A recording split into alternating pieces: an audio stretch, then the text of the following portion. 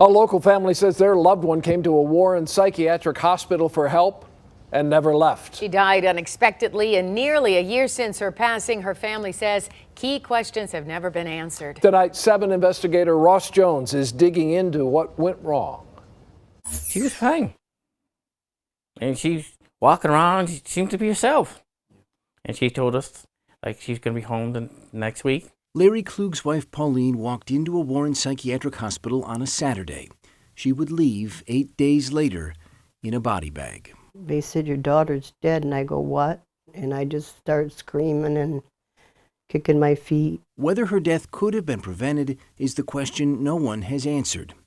Pauline suffered from bipolar disorder and depression, and almost exactly a year ago, the 45-year-old came here to the Behavioral Center of Michigan after experiencing a manic episode. She gets real edgy.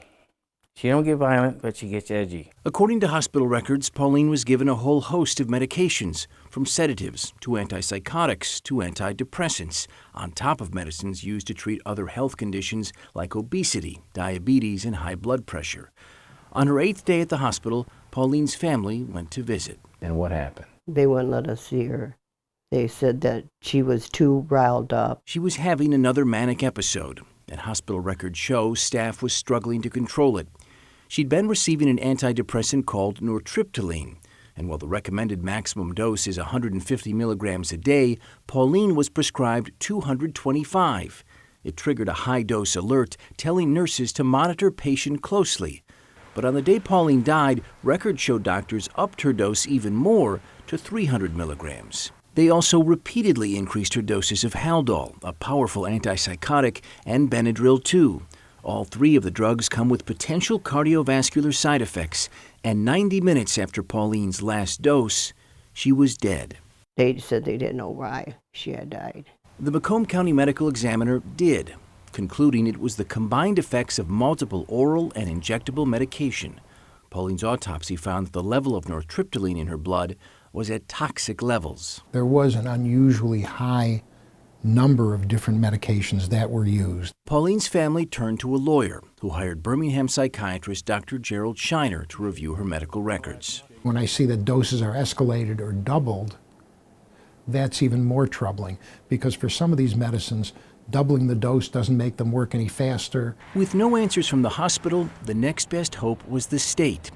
The Behavioral Center of Michigan is licensed by Michigan's Department of Licensing and Regulatory Affairs, and while they were alerted to Pauline's death, they never investigated the medications she received. Why?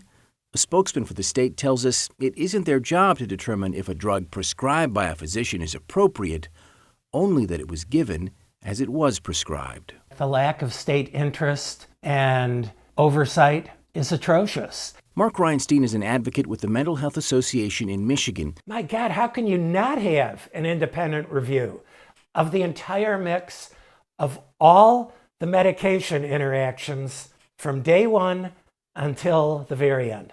The Behavioral Center of Michigan declined an on-camera interview. In a statement, they said in part, "Our policies and procedures are designed to promote a compassionate and therapeutic treatment environment while meeting and exceeding the state's licensing standards.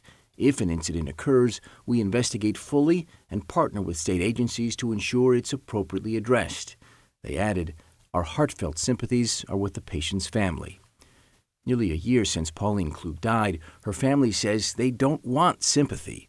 What they need are answers. Because they don't care. It's not their family. It's not their daughter. It's just another person to them. Pauline's family is preparing to file a lawsuit against the hospital. It could be filed any day this week.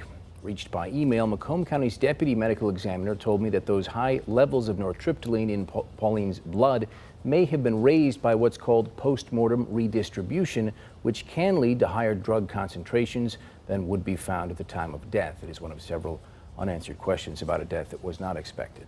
Now, the state says they didn't look into any of the medications that this patient was given. Did they look into anything regarding this case? They did receive a complaint from an advocacy group that raised questions about whether she may have died in restraints and in seclusion. They ultimately couldn't substantiate that was true, but we have more on that on our website at WXYZ.com. All right, we'll look for that. As always, thank you, Ross.